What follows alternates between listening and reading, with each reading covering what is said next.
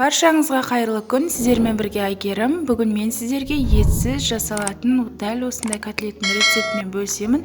2-ақ ингредиенттен дәл осындай котлетті жасай аласыздар.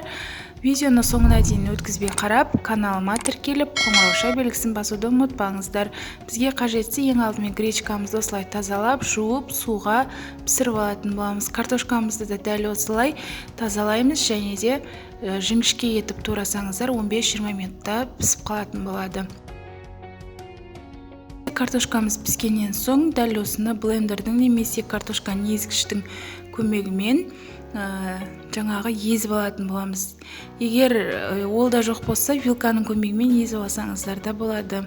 Енді езілген картошкамызды осы гречкамыздың үстіне салып, жақсылап тұрып, тағы да блендермен немесе вилканың көмегімен жақсылап араластыруымыз қажет.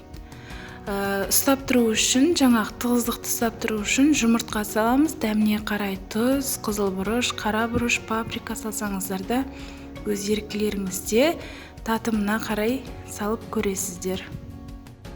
Және де гречканы пісірер алдында суын азғантай мөлшерде қосып, және де құрғақ болуын қадағалаңыз.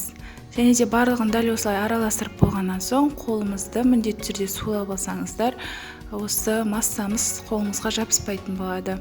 Дәл осылай қолдың көмегімен аласыздар да ұнға немесе панировочный сухариге аунатып, екі жағында дәл осылай аунатып алатын боласыздар.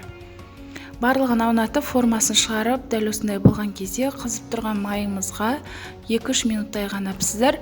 Осы кезде формасын шығарар алдында жіңішке етіп, жұқа еткендеріңіз дұрыс, сонда қытырлақ, дәмі әдемі, керемет болып шығады. 2 ғана ингредиенттен дәл осындай котлеттер жасап, дастархан сәнін келтіріп, отбасыңызды қуантыңыздар. Және де видеоның соңына дейін қарағаныңызға рахмет. Менің каналыма тіркеліп, қоңырауша белгісін басуды ұмытпаңыздар.